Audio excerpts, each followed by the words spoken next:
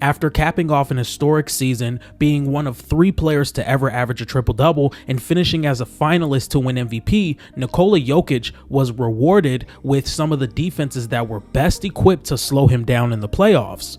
Those 2 teams being the Los Angeles Clippers and the Oklahoma City Thunder.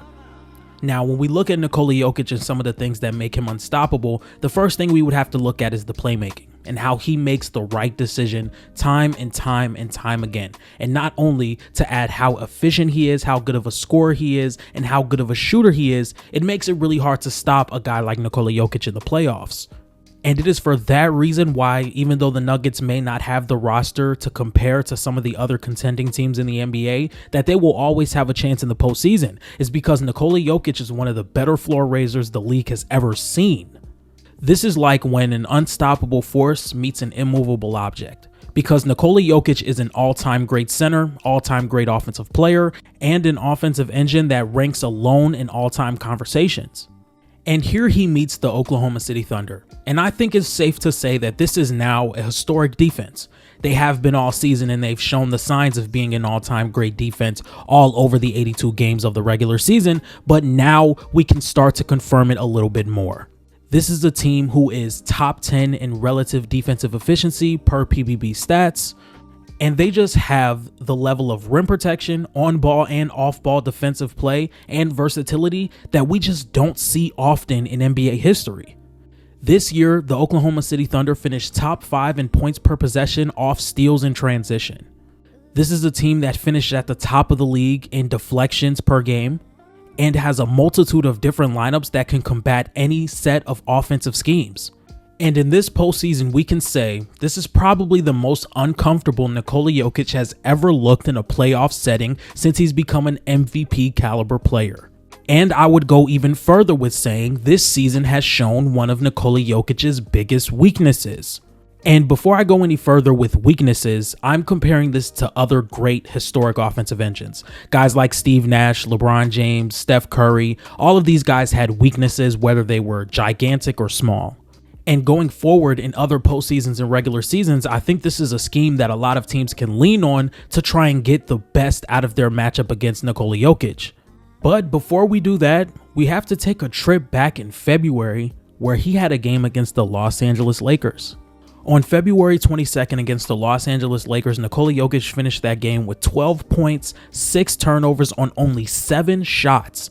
And what made this game so interesting is that the Los Angeles Lakers set a blueprint for the rest of the league that the league has never seen before.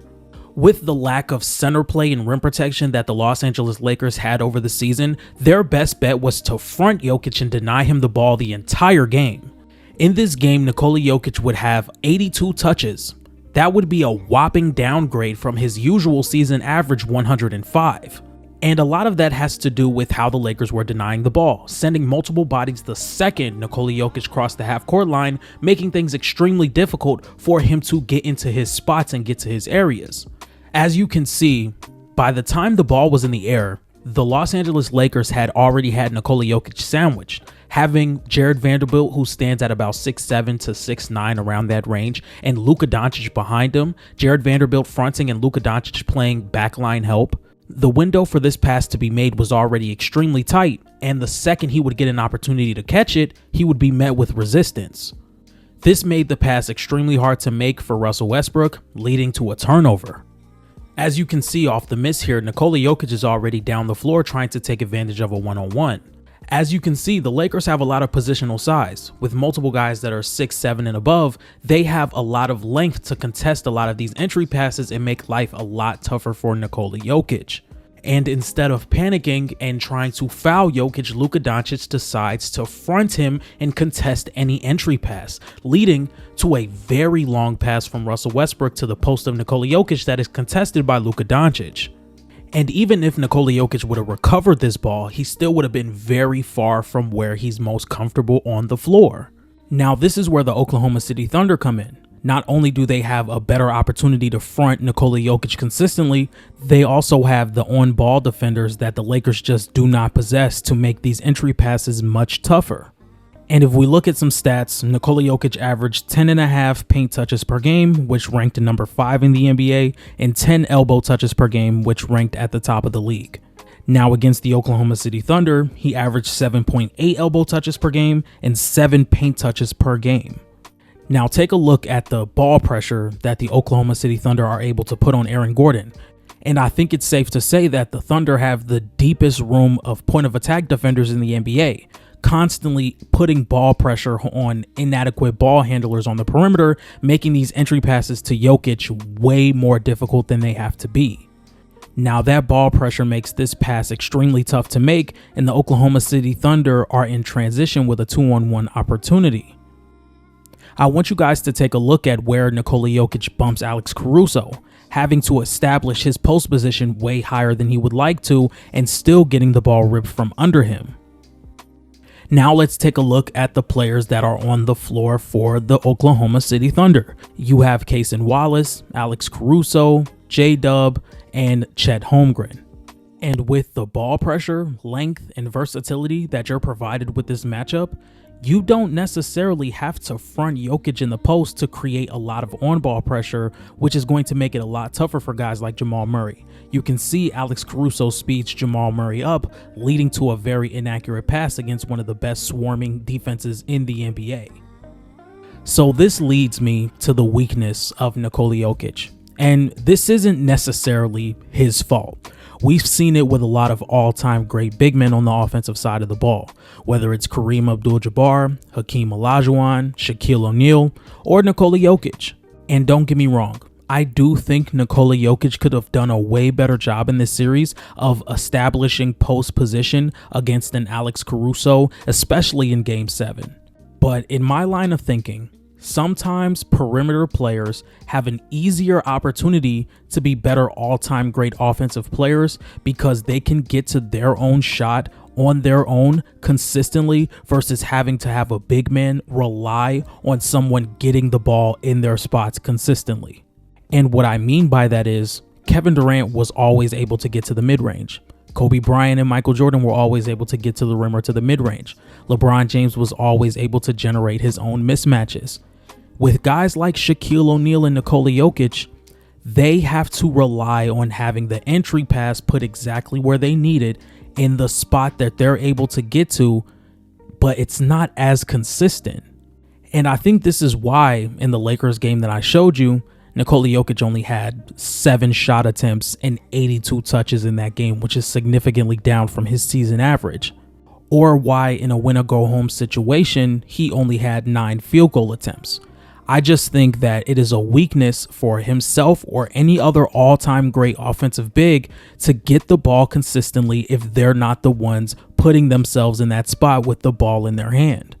Even though I believe Shaquille O'Neal was way better at creating post position in his prime and in his peak, I still do think that it is a concern that he had to rely on other guys to get him the ball. And if people did a really good job at fronting him and establishing position, there would be possessions where the best player on the floor did not get the ball.